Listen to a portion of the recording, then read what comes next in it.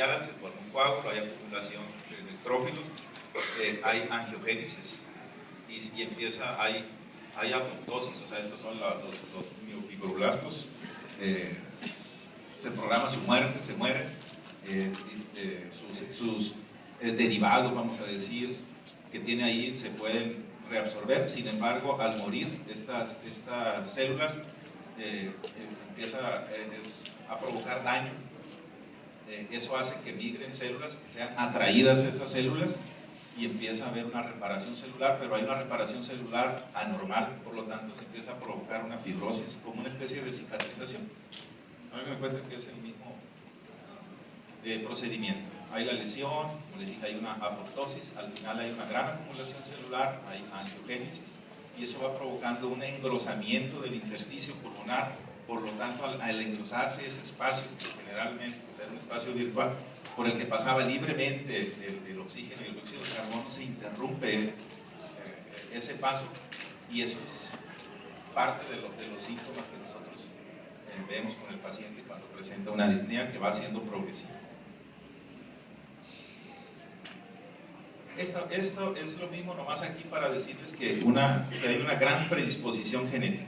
También había muchas dudas sobre qué más sabía de esto, y se empezaron a estudiar todos los perfiles genéticos, y yo sí les puedo decir que a mí, bueno, obviamente es totalmente empírico. Yo aquí tengo dos familias en las cuales el 70% de los integrantes de la familia han tenido fibrosis pulmonar idiopática. De ambas familias nomás queda vivo uno, una mujer de uno y bueno, dos mujeres, es decir, la mayoría de los hombres de esa familia murieron de fibrosis pulmonar idiopática. Y es algo que se está estudiando con mucho para ver qué tanto se puede manipular o influir para que esto no siga sucediendo. ¿Y por qué estamos hablando de fibrosis pulmonar? Pues porque tiene gran impacto en la sobrevida, se mueren. Esta es una lámina donde nos dice, comparado con otros tipos de enfermedades, en este caso neoplásicas, si se fijan, hay cáncer que viven más que la fibrosis pulmonar idiopática a 5 años. Los pacientes de todas estas entidades, a excepción del páncreas, de pulmón, la mayoría de cáncer de vejiga, de mama, de colon, de riñón, tienen una sobrevida mejor que los pacientes de fibrosis pulmonar idiopática. Entonces, ese es uno de los argumentos para estar hablando de esta enfermedad el día de hoy. Y esta es la historia natural. Esta en los pacientes que tienen una rápidamente progresiva, porque hay unos que son progresivos rápidos y otros que se le llama progresivos lentos, que pueden tener una sobrevida hasta 10 años, algunos. Sin embargo, estos pacientes que son lentamente progresivos pueden tener exacerbaciones agudas, que es cuando a veces acuden con nosotros. A cada exacerbación aguda le va mermando años a su sobrevida. Por eso es importante detectarlos, porque si nosotros influimos en que no se presenten tantas exacerbaciones agudas, esto es parecido como en el EPOC. Cada exacerbación que tiene un paciente con EPOC le va mermando la función respiratoria. Por lo tanto, existen tratamientos para que no tenga tantas exacerbaciones, y es de lo que a veces les hemos hablado. Igual aquí lo que se busca es reducir las exacerbaciones para lograr en lo posible una mejor sobrevida. Hay diferentes fenotipos, o se habla con los pacientes que tienen exacerbaciones agudas frecuentes, los pacientes que tienen un curso rápidamente progresivo, que les haga lo que les haga uno, se mueren a los 3 años. De hecho, no sé si alguien votó por Culiacán hace unos 4 o 5 años, un médico internista tuvo una fibrosis pulmonar idiopática de un curso progresivo muy rápido. Hubo poco que ofrecerle y falleció. Hay otros pacientes, de acuerdo a su fenotipo, donde tienen una progresión diferente.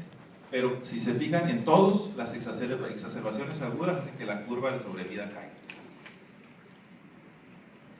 Estos son los cambios que observamos en la tomografía. Es una tomografía con cortes de alta resolución.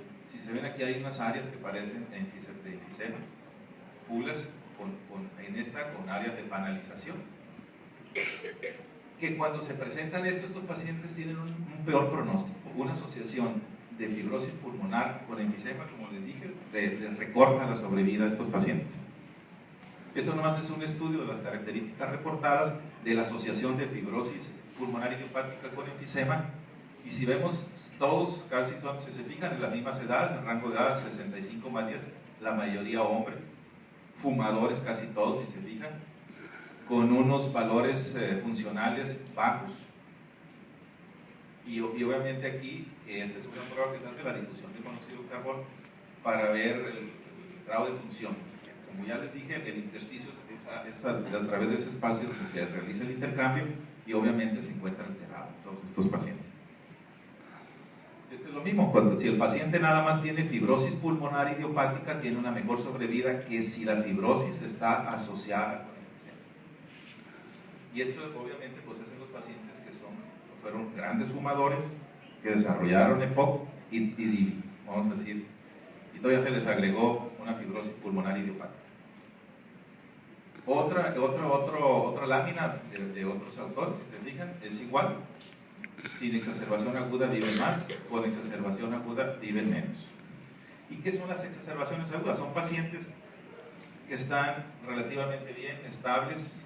Por decir, uno de los pacientes, voy a hablar de que falleció hace aproximadamente 2 años, que tenía una fibrosis pulmonar, así incluso yo lo envié allá al INER a que lo estudiaran, concluyeron que era una idiopática.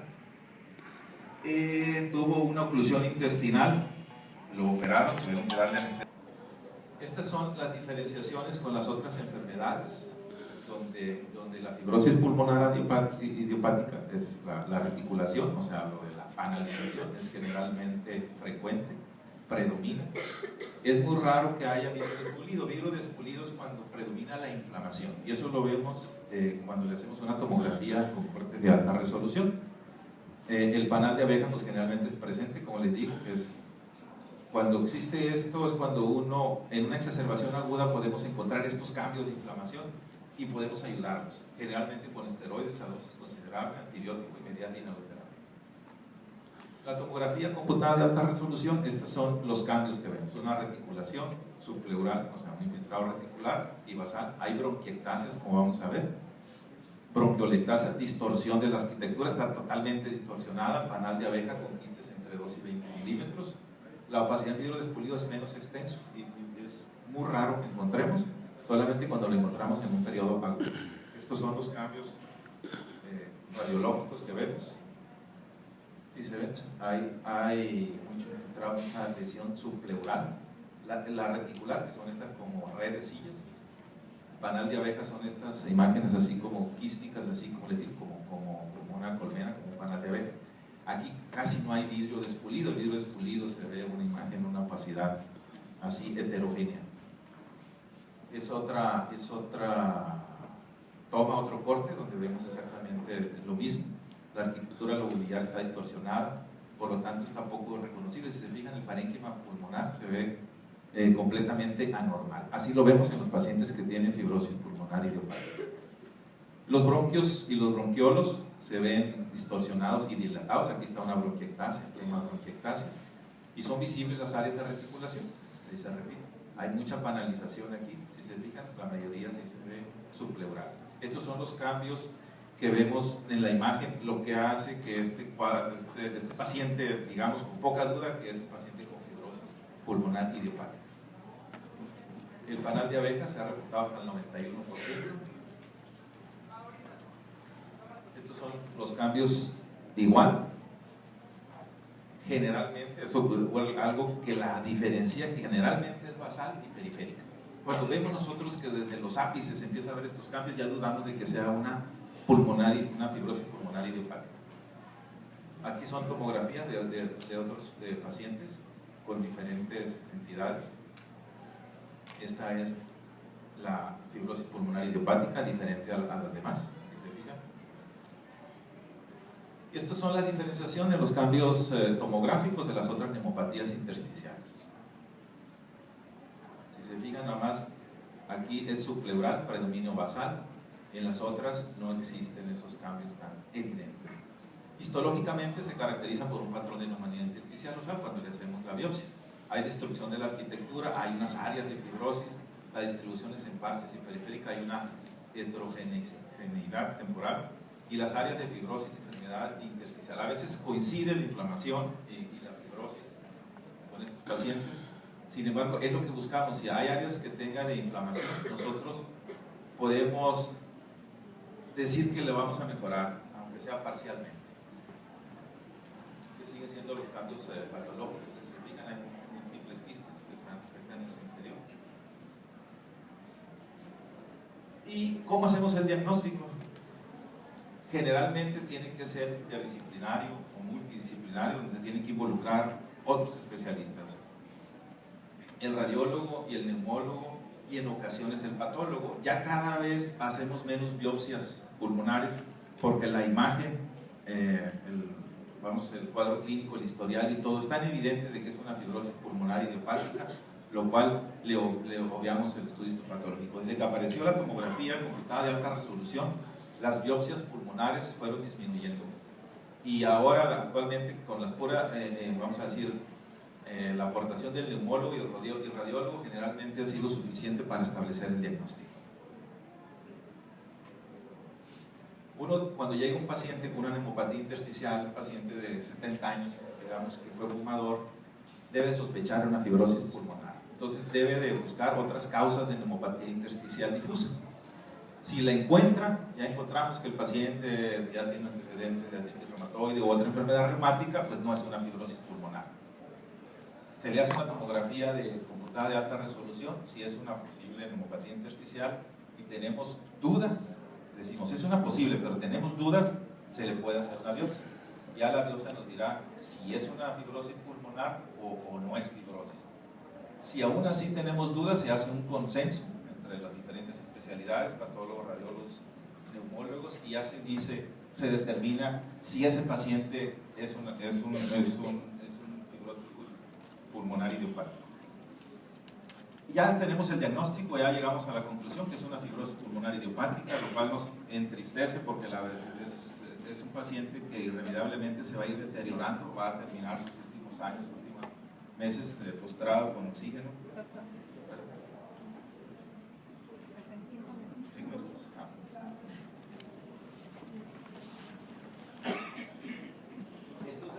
minutos. Se dirige en dos principios generales: detener la progresión de la enfermedad en lo posible y regenerar las unidades alveolocapilares, quitar la fibrosis. Y en base a esto salieron dos drogas. Estos son los dos únicos medicamentos que han impactado en el desarrollo de la enfermedad, que es la pirfenidona, Pictocet, nombre comercial, y Nintedanib, Telofén. El segundo apenas tiene 1 año y medio que se autorizó por la COFEPRIS para usarlo aquí en México. La pirfenidona hace muchos años que se utiliza en Europa y en Asia, incluso en Canadá.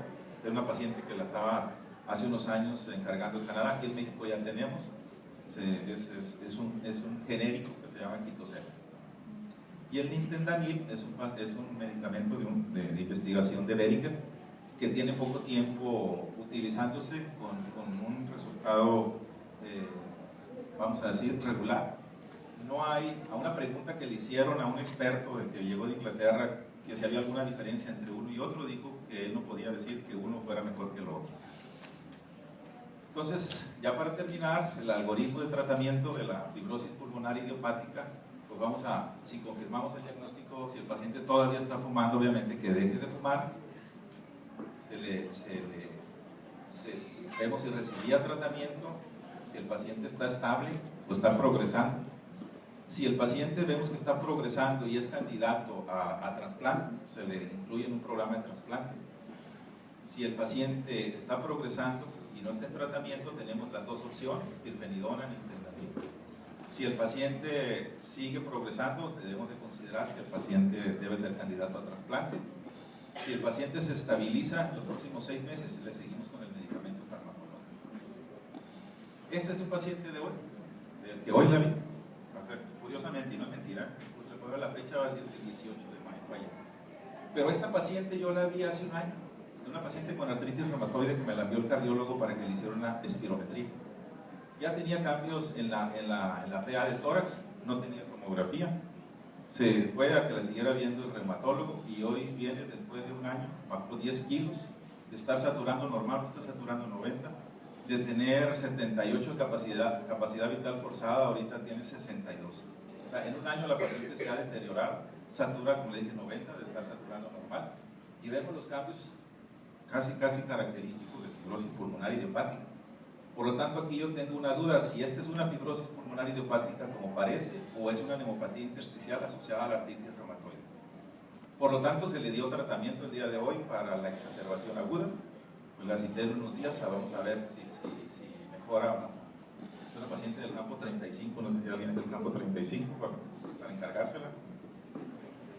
Y tan importante es la fibrosis pulmonar que desde hace unos años en México se hizo la Asociación Mexicana de Pacientes con Fibrosis Pulmonar. Es una asociación para ayudarse entre ellos y también de alguna forma para presionar a las autoridades de salud para que estos medicamentos que se consideran antifibrosantes puedan incluirse en el cuadro básico. Parece ser que la pirfenidona ya está en el cuadro básico del Seguro Social, sin embargo el otro, el Nintedanib, están ahorita tratando de introducirlo en el cuadro básico de las instituciones de salud de nuestro país. Esto es todo, muchas gracias.